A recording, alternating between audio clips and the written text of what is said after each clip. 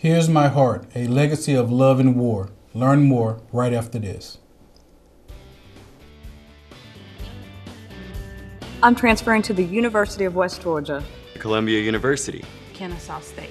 UGA. Loyola University in Chicago. Grambling State. Shorter University. I'm going to Greensboro College, and we all got our start at Georgia Highlands. No matter where your educational journey takes you, you can get your start at Georgia Highlands College. Georgia Highlands College. Enroll, engage, excel.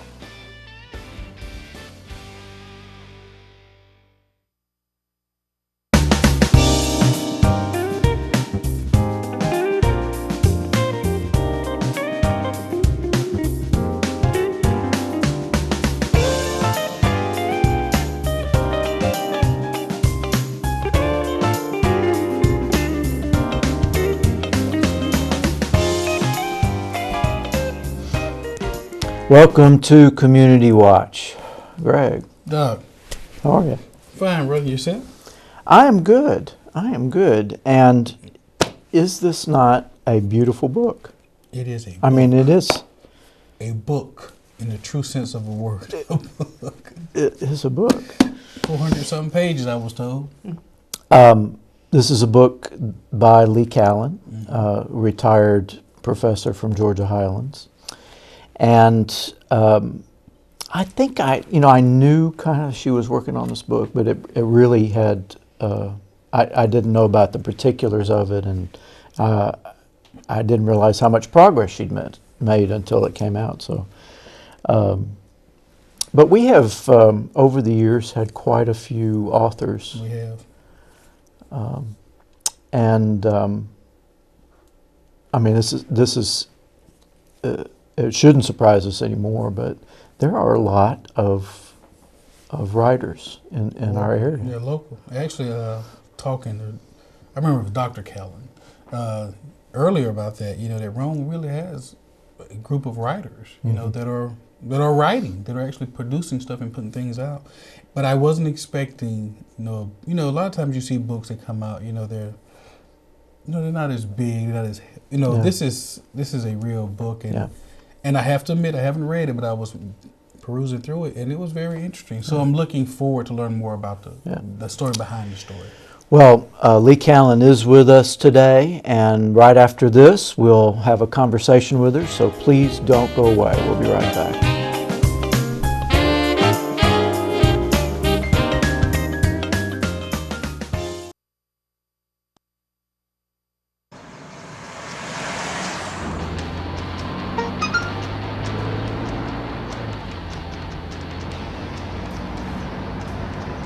The average text takes your eyes off the road for nearly 5 seconds.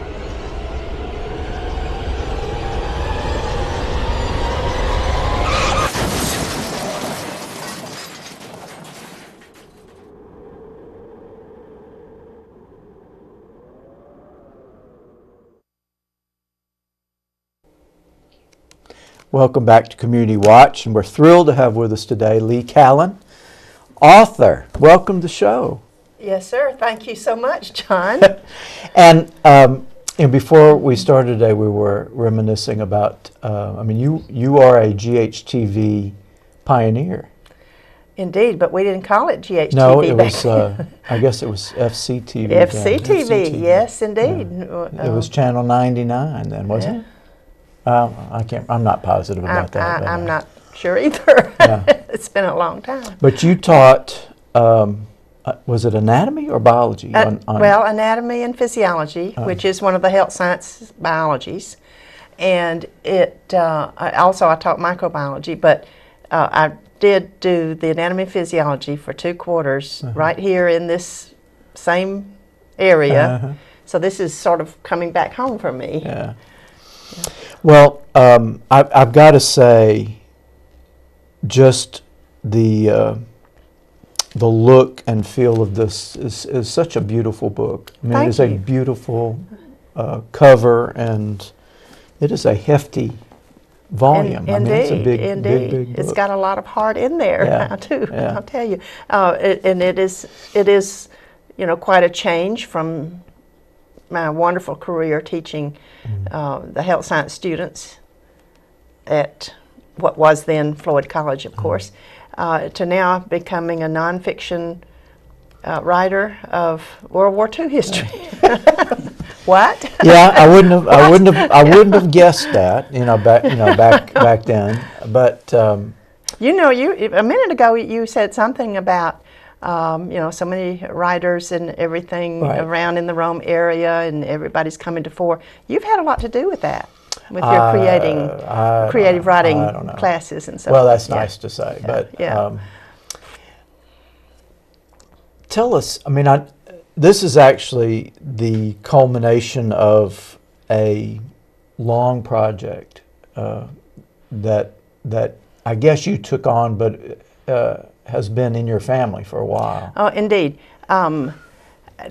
This, throughout my life, Daddy always talked about, I wrote your mother all these letters, and we have the letters. And he was very proud of his service in World War II, and he talked about it a lot, and he always wanted something done about it. Well, of course, when you're having a career and a family and all that, you have to wait till some of those things are out of the way. So in 2009, yes, that's what it was. It was 2009 when my daughter married, and all of that year-long process to get that done was over. I had retired from my career, and all of a sudden I said, "Okay, Mother, I think I have time to work with Daddy's letters now." And I said, "Do you want me to do that?" He said, "Okay, if I transcribe them for the family." So it started out as a transcription of these letters for the family, just to keep them, get them in a way that was easier to read than his handwriting was, for the entire family, and to document that. These are love letters that he wrote her.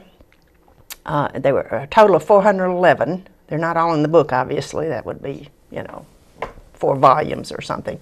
But they're love letters he wrote her all the way through their courtship, and then their early marriage, and then when he was deployed in World War II to Europe.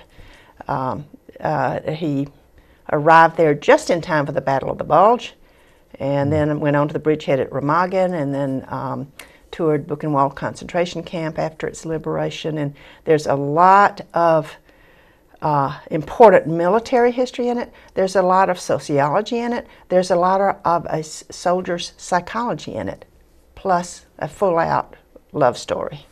So there you go. That's the summary. All right. So the letters started when they first met. I mean, how soon in their relationship? They started when they first started dating, and he was already in the Army, and she was a young secretary working for his brother.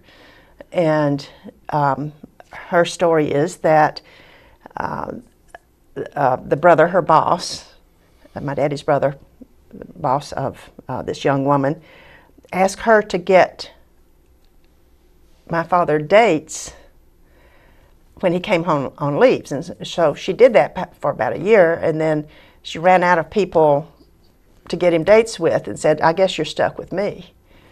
And so then they began dating. So then, but still most of their courtship was through letters, because he was, stationed other places and could only come home on leave. So you really get that full development from the very beginning as the written word. And believe me, it came to be that he poured his heart out to her all the time. And then also was a keen observer and a good writer. So many of the stories that are told are very accurate eyewitness accounts of important things that happened during the European Theater of Operations military activities. So you get that part too. You get social commentary, as I said, and you even get a list of the popular culture at the time. He would always talk about what movie, every now and then there was a movie he would get to see when they were in places where you could do that. But the Armed Forces Radio would play music to the soldiers all the time, and he'd remark on each one as he was listening to it in the letters. So you get a hodgepodge of things. So Obviously, your mother kept. She kept all these. When I asked her for them, she handed them to me all stacked and in order. So she did a lot of the work. He did a lot of the work. He did the writing. Yeah. She did the preserving. And also he would write about a certain event and say, I'm going to send you a picture of so-and-so. And so she would place it carefully in a scrapbook, an ongoing scrapbook. So I had that to collate in visuals of the things he talked about. That's why there are 140 some odd images in here, which I had to fight for. That's unusual for a book to have that many images. Also had to pay for, you know. But I really wanted to tell the story, the true story, and all the story. When I began to transcribe those letters, I fell in love with him as a young man. And then I also realized, wait a minute, this story is beyond family.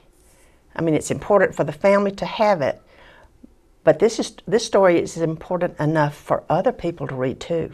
And so that's when my thinking kind of switched over into just recording for the family, to trying to make it reader worthy as a whole. You know, you mentioned that your dad was a great writer. Now, was that something that he did throughout his life? Even when he returned, did he continue to write things?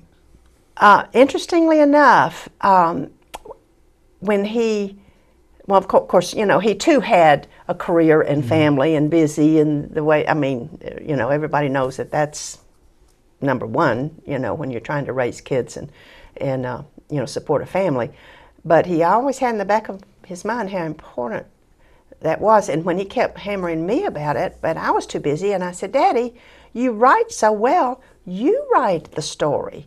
Well, he then, and this was back in the 1990s, he then did write chapters and chapters and chapters of memoirs about some of the same events that there are letters to support. So in a few cases, when I read the letter, and then I had a corresponding memoir that he wrote 40 years after the fact, that gave a different perspective. It's interesting to see how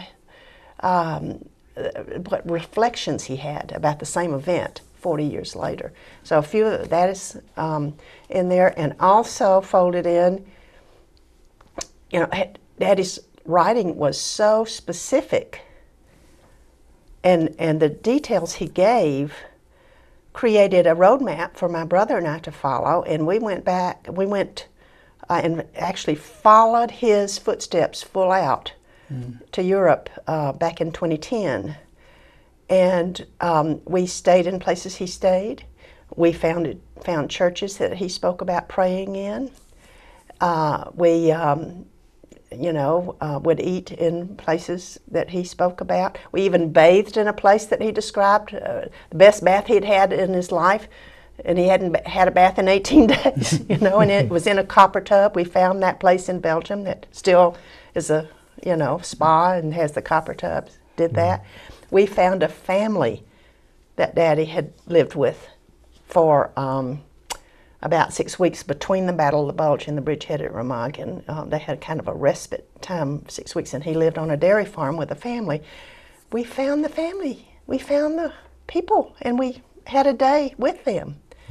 It was incredible. I cannot tell you the powerful feelings that you get on something like that. And so all that's folded in, and you get some then and now pictures, you know, of those people in the dairy farm and some things. So, so this was more than a So this was a mission. So you set out to transcribe it. It becomes a book, but in the process, it really becomes a journey. A journey, and my editor calls it an intergenerational journey. And part of the thing that she kept saying, well, put more of yourself into it. And I didn't want to, because I thought, well, it's Daddy's story. He's written it. It's beautiful. I mean, I don't need to do anything. Well, she said, put more of yourself in it, and because that's what people will relate to. And she wanted it to be an inspirational journey that would inspire others to look in their closets for their letters that had been put away for the previous generation, to help pull together the heritage for many people. So that became part of the mission too, is to inspire others for that. Well, we're coming up on a break.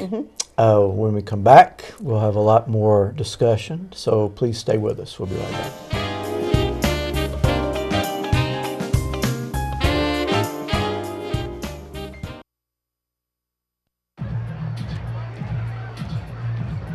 If you drive buzzed, it could cost you around $10,000.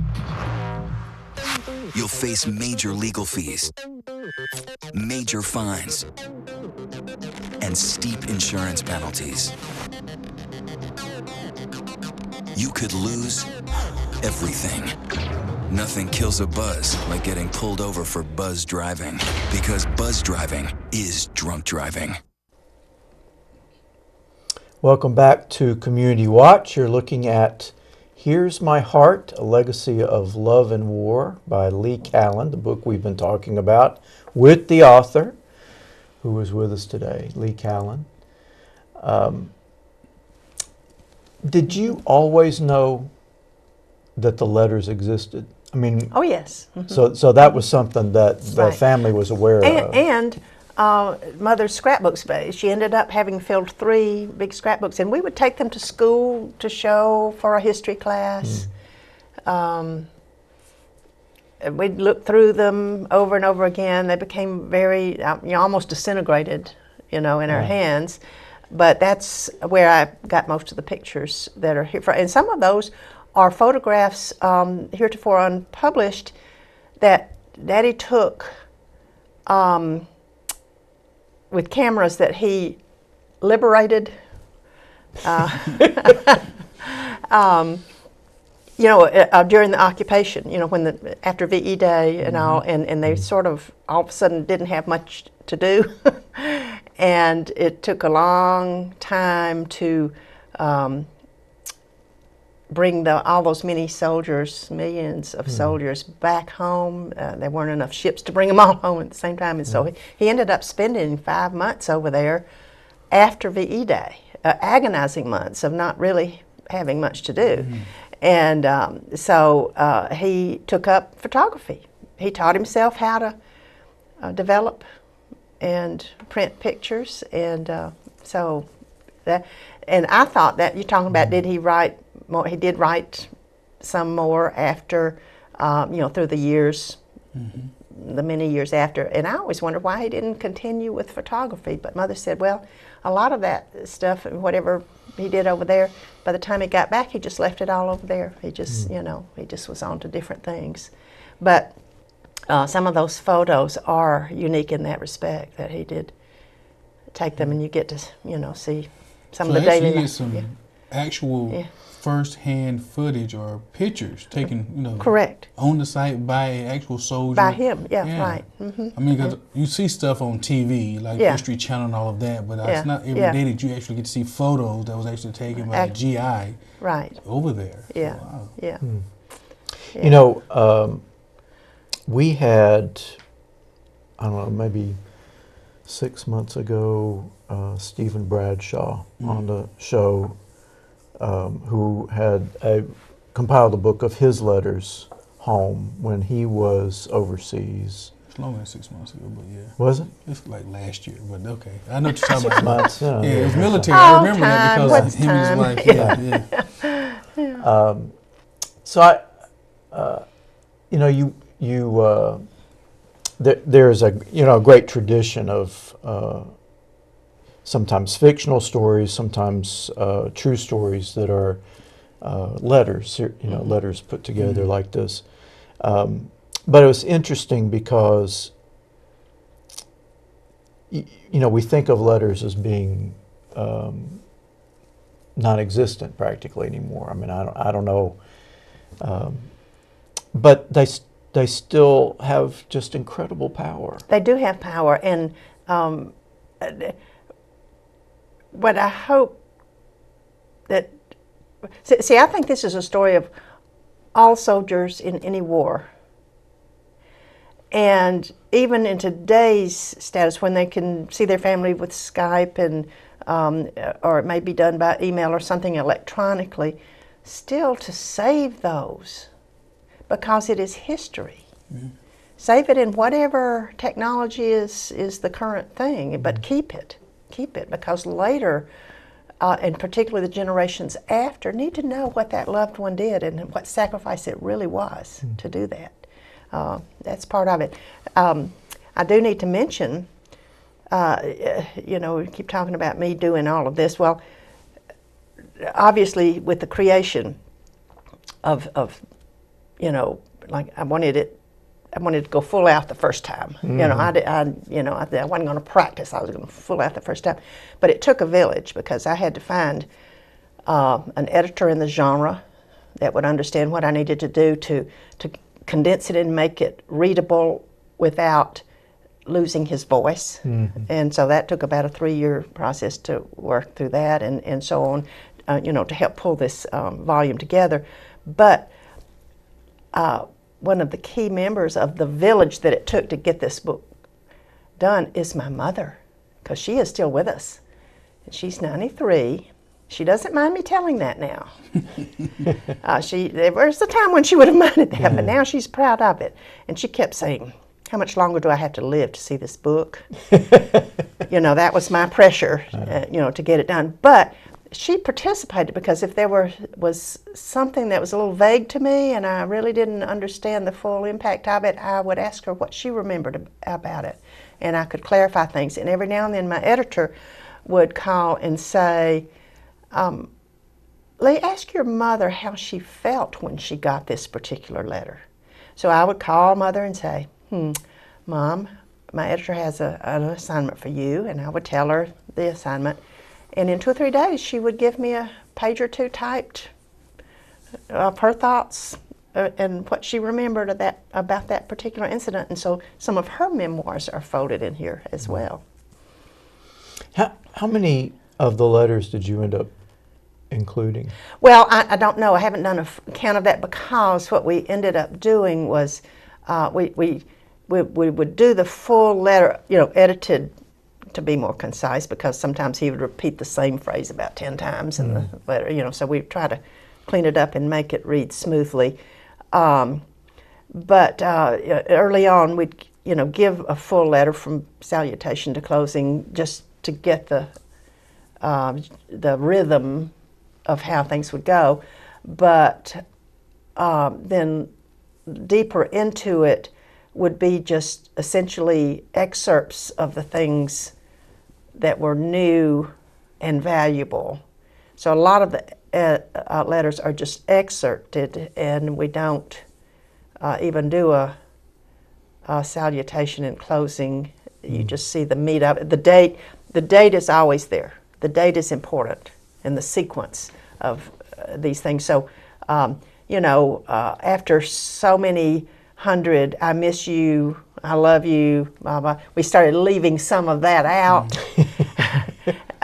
just to help move it along, because he wrote her every day, and sometimes 2 or 3 times a day. 2 or 3 times a day? Yeah, yes, and so sometimes, and if he hadn't had a letter from her in 2 or 3 weeks, because sometimes it would take that long, and then he'd get a packet of them. So that's when he would repeat, and he would just fill in with, I love you, I miss you, I love you, I miss you. It was a mantra, sort of. And so, that we smoothed out.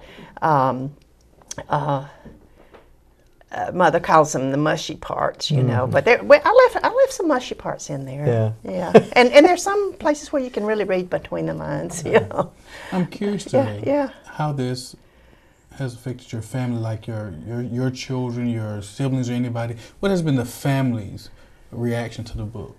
Well, bless their heart, they've been patient, but with me talking about it all the time for several years now.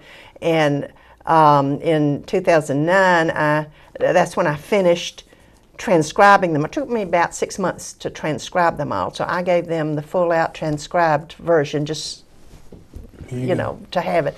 And there's a lot of family dynamics worked all the way through there, and so now we know why certain people in the family felt a certain way about certain other people in the family. we see some of the truths that were hidden to us for so long. But anyway, so I would give them that so that they could hold it and have it. I didn't want to be the only one to have this joy.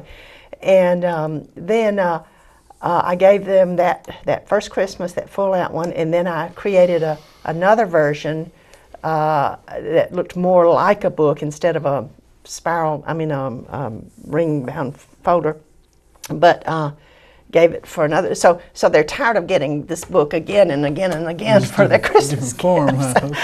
Okay. But now that they're really sitting down and reading the full thing, collated and all the information and all the different voices, I'm getting the most wonderful feedback. And not only from my close family members who've been part of the process all this time, like my daughters, they're telling me they're reading it really and absorbing it and giving me, just precious feedback that brings me to tears. And then my extended family, my cousins, they're reading it for the first time. They really didn't know all this was happening. Of course, it's their part of their parallel story too, And it's just such a joy to get the feedback, not only from my family, who know all of the people involved in the book. Now I'm getting some feedback from strangers that I've not ever even seen or met, or neighbors that don't know my extended family and they, just know me. They're reading it with fresh, I would say, with fresh eyes, And feedback from fresh eyes is so important and so rewarding, that people are really getting to read the story and they're liking it. And they start it and they can't put it down. Mm. And that thrills me to death. Absolutely thrills me to death. So are there enough unused letters for part 2? No. No. No. No, this is it for this one. There may be some other adventures I do, but I'll have to think long and hard about the next adventures. I need to bask in this adventure for a while. Well, you mentioned a number of years, so it's taken you a while to bring it to book form. Oh, right. Uh-huh. It took me, the first 2 years still thinking it was just family, and then doing the trip and folding all that in and all. And then I kind of stalled out until I could find the right professional help. I kept going to writers' forums and conferences and picking people's brains about how do you get started, how do you get help, because I knew I could not take it further without somebody externally looking at it and helping show me the way to, like I said, treat it, but still keep Daddy's voice in it. And so it took about a year and a half before I came up with somebody who really could point me the way. And so. Well, we're going to have to take another break here. Stay with us. When we come back, we'll let you know how you can get a copy of this book for yourself. So, be right back.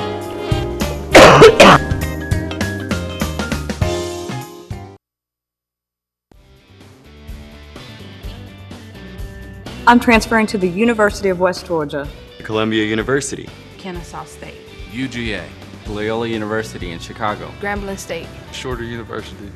I'm going to Greensboro College, and we all got our start at Georgia Highlands. No matter where your educational journey takes you, you can get your start at Georgia Highlands College. Georgia Highlands College. Enroll, engage, excel.